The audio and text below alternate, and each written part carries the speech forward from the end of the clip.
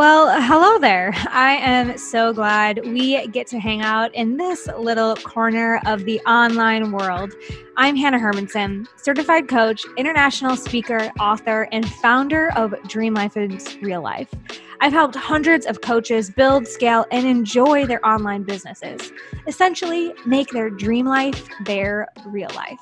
So, welcome to the Dream Life is Real Life podcast.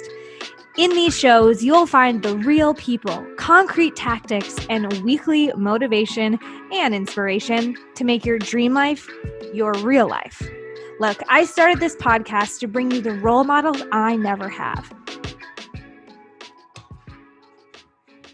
It's your girl, just me today. I am Hannah, and I want to get to know you a little bit better. So today I am going to start out, and I hope you participate in some way with a little bit of background, because my intention with this whole podcast and growing the Dream Life is Real Life community and agency is really to make real connections.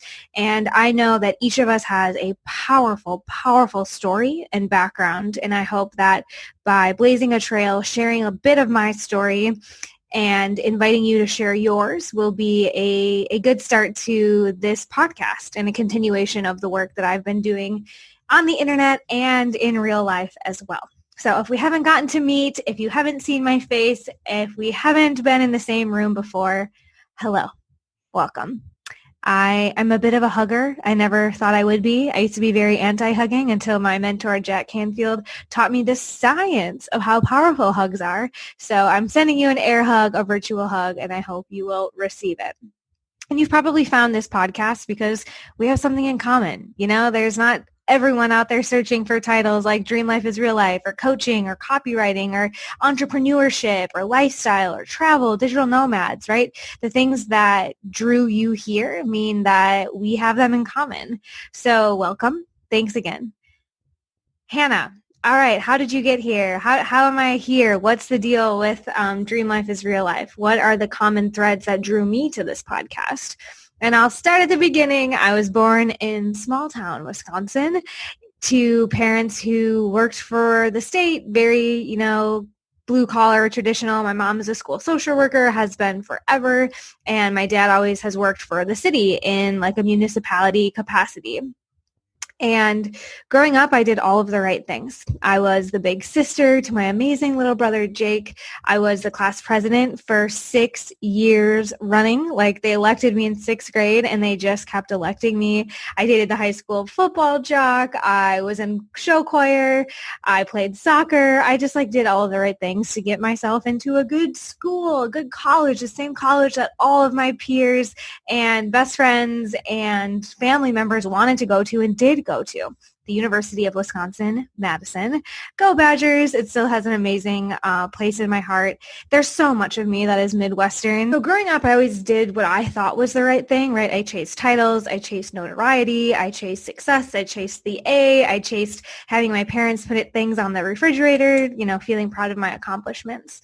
And so when I went to college, right, I was a small fish in a big pond. I don't know if anyone else has ever had that experience where you're one thing in one environment and then it changes drastically. And it made me question my identity. I think everyone who has a university experience or moving away from your hometown has this, confrontation with who you are. And I continued to push and push and push to achieve things, to be a leader, to get the good grades, to study hard, work hard, and to expect a lot of myself. I think I'm a natural born leader. And so in college, I got a lot of great opportunities. I had multiple jobs. I had multiple classes. I had multiple majors. I was just that girl, burning the candle at every single end. And what it eventually came down to was a breakup with the high school football jock, which was good and fine, but it was another opportunity for me to realize, or to pause, or to think about, what am I chasing? And I realized I didn't know what I was chasing. Has anyone else had that experience where it's you're down this path, you're doing all the things, you're hustling, and then one day you're like, how did I get here? Why am I here? Maybe even. So I knew I needed an outlet. And as a 19, 20-year-old college student who had never exercised before, For some reason, after my friend took me to Zumba one time, I just started getting really into that scene, the gym scene, for the first time ever, and I got results, and I loved the results, and I kept going to the gym more, and then I started running half marathons. So fun. I love race day. And then if I'm going to do half marathons, I'll have to be really good at fueling my body, and then nutrition became a thing. And within a few months, I had lost a bunch of weight, and I was completely obsessed and engrossed in over-exercising and under-eating. Controlling everything felt amazing, right? I was single, I was independent, and I could control everything I did, every step I took, and everything I put in my mouth. And I thought I was the shit, the best, right? Thought I was better than everyone. And I continued on that path, to be honest, of, an eating disorder. And I didn't want to label myself as that. I thought I was just healthy. I thought it was just a new interest, but it came in some pushes to go to therapy just to see, what they said, that I started to realize that I was obsessed. It was all consuming. I was addicted to health and fitness in this really unhealthy way. And so I continued with therapy all through college and even afterwards. And I didn't really know if I was working, to be honest. I still thought I knew everything and was better than everyone. But I had a conversation with my therapist. Her name is Wendy. And I was getting really frustrated with the whole process of talking out my stuff and feeling like nobody gets me. It was like in every aspect of my life, I was this unique specimen. I felt like I had this thing inside of me, and I was taking it out like on the treadmill, or I was taking it out in the gym, or I was like channeling it into this like weight loss and running goal. But I knew there was just something bigger in me, and I couldn't explain it to anyone. No one understood exercise where I was, the kind of exercise I wanted to do in my upbringing. No one was into that besides me. But no one also like saw the world the way that I did, that there was like so much opportunity, and we could be way more than what we were taught in Sunday school. We could be way more. Like I just had this like sleeping giant inside of me, and it was eating me from the inside out, literally. And so Wendy is talking to me about just accept yourself, Hannah, you've come so far, like you have all these great things, blah, blah. I was like, Wendy, I don't think anyone understands me. I've tried to communicate this to you. I've tried to communicate this to many people, but nobody gets me. And everyone's trying to hold me back from my greatness, it feels like. This is my passion. This is what I want to pursue. And I know that I can do it. I can do remarkable things. It's just that nobody gets me. Something else felt like that. Like, nobody gets me. They all think I'm crazy. They say I'm too much, right? That was the classic Hannah-ism, and probably still is in some ways. But I've grown a lot from that angst, feeling resentful of other people, feeling like they were holding me back. And so Wendy, as like a classic therapist, she was like, Hannah, how do you want to be remembered? Is running marathons and counting calories really how you want to be remembered? And dang, Wendy, I did not know how to respond to that. I had never considered a legacy. Again, you guys, I had just done all the right things. I had chased gold stars. I was doing the right thing. I was fit. I was cool. I was whatever BS label I thought someone would hand me one day. And I had never thought about how do I want to be remembered? And I truly stuttered. I had no answer for her, but I left that room and decided I'm going to be remembered for something. And I don't think it's counting calories or running half marathons. And this challenge, I took it as a challenge, typical type A overachiever. I was like, well, I'm going to figure this out. I didn't know it at the time, but essentially it set me on a path to discover my life's purpose. And I took lots of routes to explore this, mostly travel. So I decided I needed to get out of my small town Wisconsin bubble. And so I started teaching English in places like the Dominican Republic, Cambodia, Nepal, Thailand. I just started taking every opportunity to travel and serve abroad that I could. And that shed a lot of light on this power that we all have as individuals to use our talents, to share them with other people, to teach someone who's just a few steps behind me.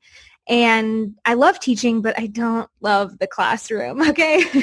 I ended up marrying a 7th grade teacher, not my own, a teacher of 7th graders, which we can get to later. So I appreciate education. I think there's so much power in it.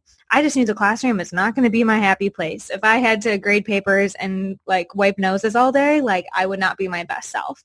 So I wanted to identify a way that I could make an impact on people just a few steps behind me and help them identify what is their passion, help them, be equipped with some tools that I just never had. And so that ultimately led me into a career in higher education. My 9 to 5, my corporate job, if you will, was academic advising. And I worked at a few schools, Beloit College and the University of Wisconsin. I got to go work at my alma mater and help college students chart their path. And I really was so enamored with this profession. I thought I'd be doing this forever. And the first couple of years in my cubicle was cool. I was like planning student activities. I was so close to their age. It felt like I was still on like a college schedule, which who doesn't love, right? Had access to the gym, which I still appreciated, but in a different way, luckily. And I realized very quickly, though, that it wasn't all I had envisioned it to be, right? It's like sunshine and roses when you start a new job and then you get into it and you're like, oh, shit, I know it's going to be like this, right? Anyone who's, done a 9 to 5 before, like maybe you can relate. What I found myself doing in the academic world, though, was looking at these amazing, bright, inspired, excited, full of potential young people sitting on the other side of my desk telling me what they want to be when they grow up and what they're passionate about and all the experiences they want to have during college. And I would get excited and I would say, yes, and tell me more. And then I would slide them a piece of paper across the table that gave them 40 options to major in. And I would say, all right, well, these are your choices. Maybe sociology, maybe biology, right? Like choosing an undergraduate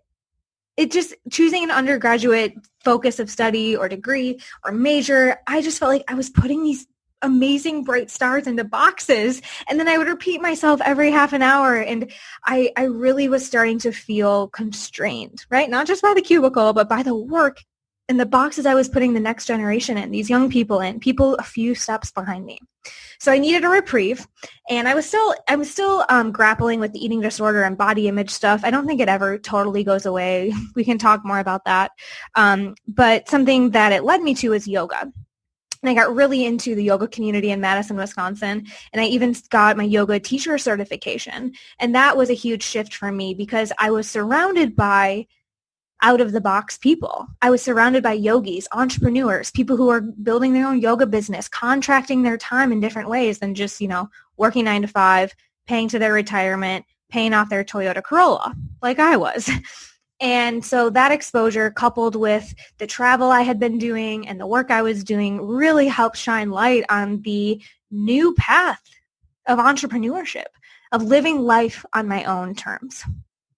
So let's fast forward to the day I decided to just quit my job. I literally marched into my office, my boss's office in the University of Wisconsin, and I said, there's a once-in-a-life opportunity that I have to pursue yoga right here, right now, and I have to take it. So I'll be done in 2 weeks.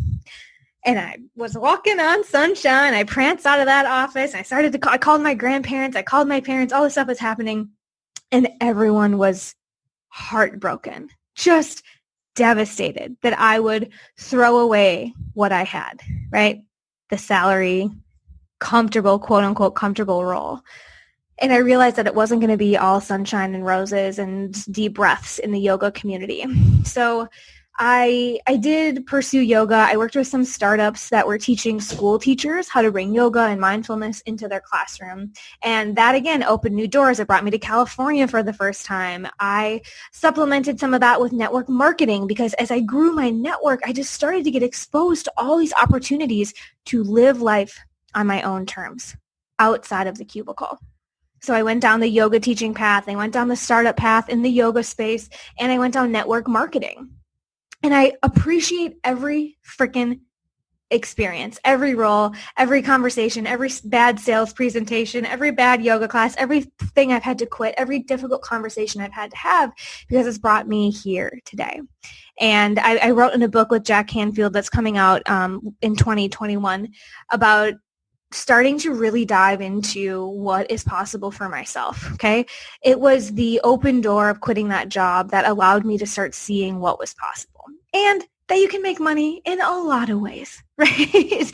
I think that's the thing that holds so many people back, is that there's this comfortable money that's coming in all of the time, and you think there aren't enough jobs, or you don't know what industry you would go into. But like, honey, I opened the gym. I was an assistant for another blogger. I did sales calls for another coach. Like, I took any opportunity I could that would allow me to live life on my own terms and continue to pursue this passion.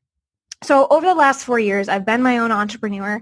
I've shifted business models a lot over the years, or, specifically what I offer in my coaching, from helping other women with eating disorders and integrating yoga and mindfulness into my coaching, life coaching essentially, and monetizing that and figuring that out, and then wanting to get out of that space. It wasn't totally healthy for me to be talking about food and exercise all of the time, to then help other yogis build their business, to then help other coaches build their marketing business. Because you guys, just like I realized in college when I was teaching English in Cambodia and other countries, is that if you can just teach someone who's a few steps behind you, you're a leader. You're an impact maker. And you can do that on your own terms. You know that if you're listening to this, right? And from your laptop, nonetheless, right? So here we are today. It's 2020. We're relaunching the Dream Life is Real Life podcast. Dream Life is Real Life is the name of the game because I exclaim it all of the time. When I was on my journey to developing life on my own terms, I would find myself in these situations, like on the beach in California for a yoga retreat, meeting these amazing people, one of which became my husband, and exclaiming things like, is this real life? Dream life is real life. If you can dream it, you can do it. And every single person on this earth has a unique dream. None of us have the exact same dream. The nuances and the energies and the type of dog on your vision board and the way you go about it is unique. And that's why I know each of us has that dream life inside of us, and it's waiting for us. It exists. It is real. And so I want to continue turning around, teaching, and giving you all the tools that I have. I've worked with people like Jack Canfield intimately to develop success principles. I've worked with some of the top coaches in the coaching space. I've ghostwrited for some of the most, successful marketing writers out there. And I want to continue to lift the curtain, show you behind dream lives, because it's not far away. It's not hard. It's not going to take you 50 years to get there, because if we can continue lifting the curtain on role models who might have something similar, who might have learned lessons you need to learn, then you can speed up the process. Guys, I stumbled into role models when I started going to yoga classes. I didn't have people showing me the way. No one thought outside of the cubicle box around me. And if you found this podcast, you're at least accessing role models. You're at least accessing a world that's beyond what you were taught in Sunday school, like I held on to for 20-something years. So here on the show, I'm going to be sharing more of my story, as if you didn't get enough just now. I'm going to be raising the voices of other people who are chasing their dreams, making their dream life their real life, becoming entrepreneurs and living life on their own terms, because everyone can do this. I am not special. My guests are not special. We've just interacted with the right experiences, made some leaps of faith, made decisions that have gotten us closer to a life of freedom, a life of impact, a life of abundance, making money, people. That's part of it. And that's why I'm so passionate about helping other people share their passions, share their skills, and get paid well to do it. The only thing holding you back is you. And if I can show you a better path through yourself, then we all create more abundance. Here's the deal. If I was just worried about me making my dream life my real life, I would be bored out of my mind. I live, work, eat, sleep, breathe the idea that the more people that you help get what they want, the more you're going to get what you want. We are in a community. We are not individuals. We are interdependent. And the more we can raise each other up, the more abundance we bring for everyone.